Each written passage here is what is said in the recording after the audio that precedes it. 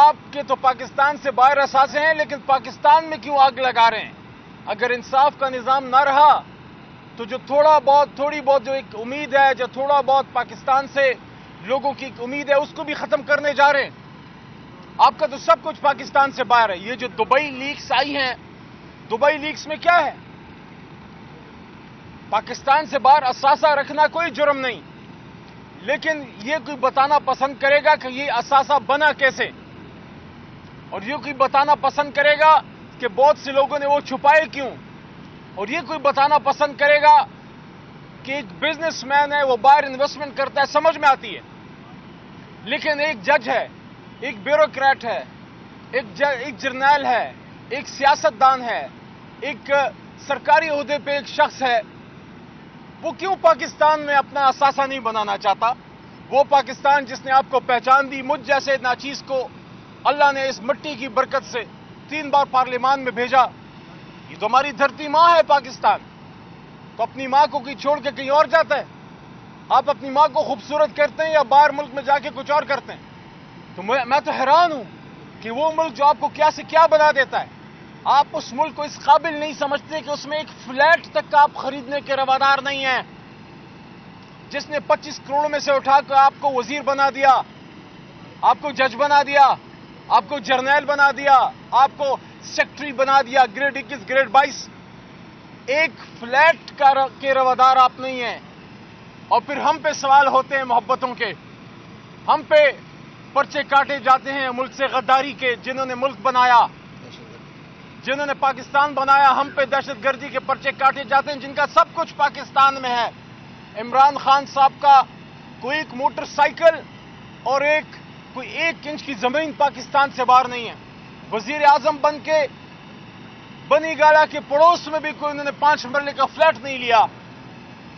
اس شخص کو کل کس طرح، جب وہ پکچر میں نے دیکھی، میں سپریم کورٹ میں محترم جج صاحبان کی عدالت میں جب بیٹھا تھا، میں سوچ رہا تھا پاکستانیوں، میں سوچ رہا تھا، کیونکہ میں اس نسل سے ہوں جو جب اتنا تھا تو عمران خان صاحب کو میں نے دیکھا پاکستان کا جھنڈا لہراتے ہوئے۔ ہم یہ کرتے ہیں اپنے قومی ہیروز کے ساتھ، اور کب تک کرتے رہیں گے؟ کب تک کرتے رہیں گے؟ ہم نے قدیر خان صاحب کے ساتھ کیا کیا؟ کیا ان کو ایکنالج کیا؟ ان کو وہ عزت دی؟ کیا وہ اس دنیا سے خوش واپس گئے؟ عمران خان نے کیا گناہ کیا ہے جس کو ہم نے ایک ملزم بنا دیا اڈیالہ میں؟ آج پھر ہم جمعے کے دن اس گرمی میں اڈیالہ کے گیٹ پہ گھنٹوں میں اور میرے وکلا بھائی بیٹھے رہے، ہمیں آج پھر ملنے نہیں دیا گیا۔ میرا تو سمجھ میں آتا ہے کہ 9 اپریل کی رات کھڑا تھا، یا جیل میں اللہ نے ٹوٹنے نہیں دیا۔ میں یہ نہیں کہتا میں نہیں ٹوٹا، اللہ نے نہیں ٹوٹنے دیا، توفیق اللہ نے دی۔ یا ابھی 14 مئی کو پھر میں کھڑا تھا پارلیمان میں، تھوڑا سا آئینہ دکھا رہا تھا، مجھے روک لو، ان کو تو جانے دو۔ اور میرے سے یہ سرخ لکیر میرے گرد کیوں ہے؟ میری جماعت کے کچھ لوگ آ جا رہے ہیں، تو مجھے کیوں گیٹ پہ 5 گھنٹے بٹھایا جاتا ہے ہر روز؟ میرا سوال ہے، علی محمد نے کیا گناہ کیا ہے؟ کیا عمران خان صاحب سے وفاداری یہ گناہ ہے اس کا کہ اپنے لیڈر سے اس کو آپ ملنے نہیں دیتے؟ میں اس پہ ہائی کورٹ میں جا رہا ہوں، اسلام آباد ہائی کورٹ میں، ہم توہین عدالت میں جا رہے ہیں جیل انتظامیہ کے خلاف۔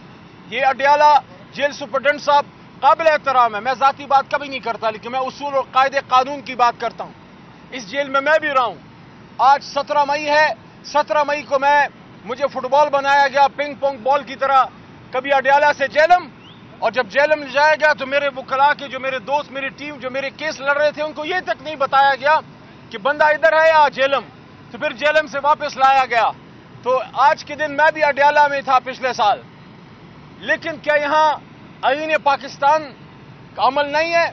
پچھلی پیشی پہ بھی ملاقات نہ ہونے کے بعد میں نے یہ سوال کیا تھا کہ پاکستان کی ایک عدالت ہمیں آرڈر کرتی ہے کہ آپ جائیں، جیل انتظامیہ کو آرڈر کرتی ہے کہ آپ ہمیں کہتی ہے کہ جائیں، اور جیل انتظامیہ کو آرڈر ہے کہ ان وکلا کو اپنے لیڈر سے ملنے دیا جائے، اوپن ہیئرنگ ہے۔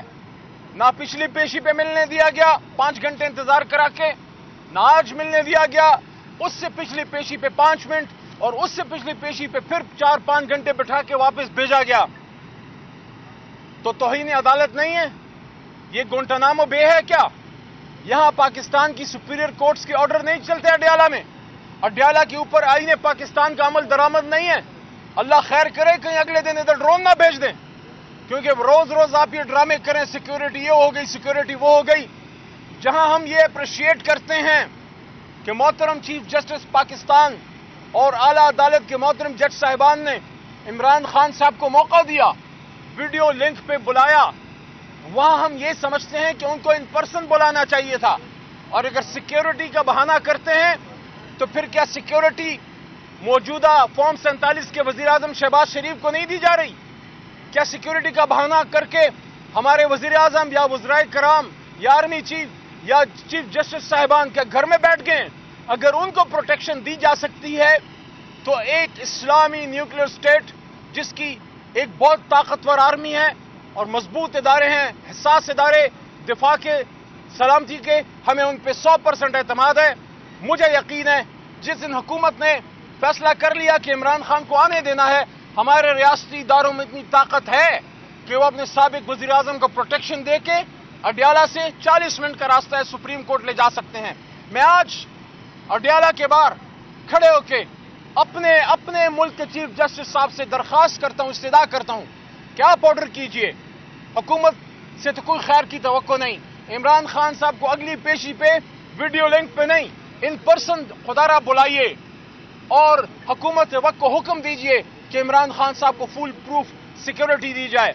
जहां तक केस का ताल्लुक है, जैसे ही अलकादिर केस में हाई कोर्ट से जमानत मिली है, यहां हमारे वकला को खदशात है कि केस तेज कर दिया गया है और फौरी तौर पर कोशिश होगी कि यहां से इमरान खान साहब को अलकादिर केस में सजा दी जाए, क्योंकि तोशा खाना आपका फारिग हो चुका है।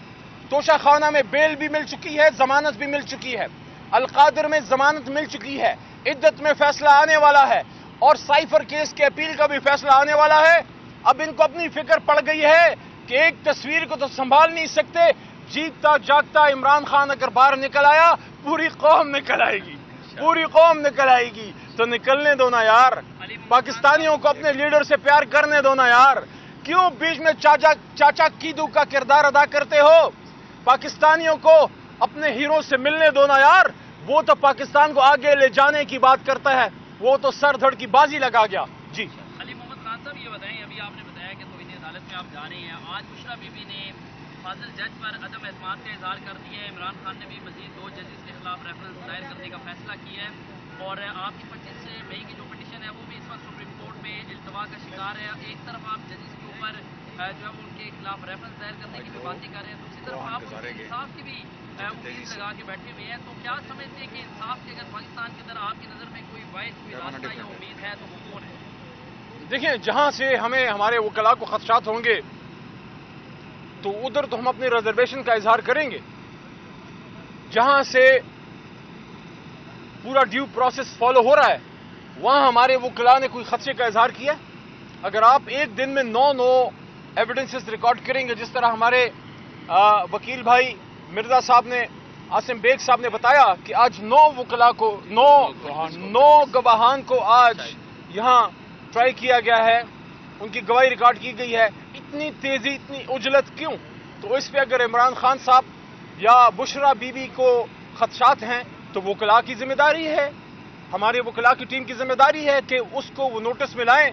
और ये तो एक प्रिंसिपल है, ये तो एक नॉर्म है, सिर्फ पाकिस्तान में नहीं, जहां जहां जमहूरियतें हैं, बनाना रिपब्लिक्स की बात नहीं कर रहा मैं, जेन्युइन डेमोक्रेसीज की बात कर रहा हूं। तो वहां अगर आप किसी जज पे एतमाद आपका मुतज़लज़ल होता है, अदम एतमाद का इजहार करते हैं, वो रिक्यूज करते हैं और कोई और जज सुनता है। जी थैंक यू जी।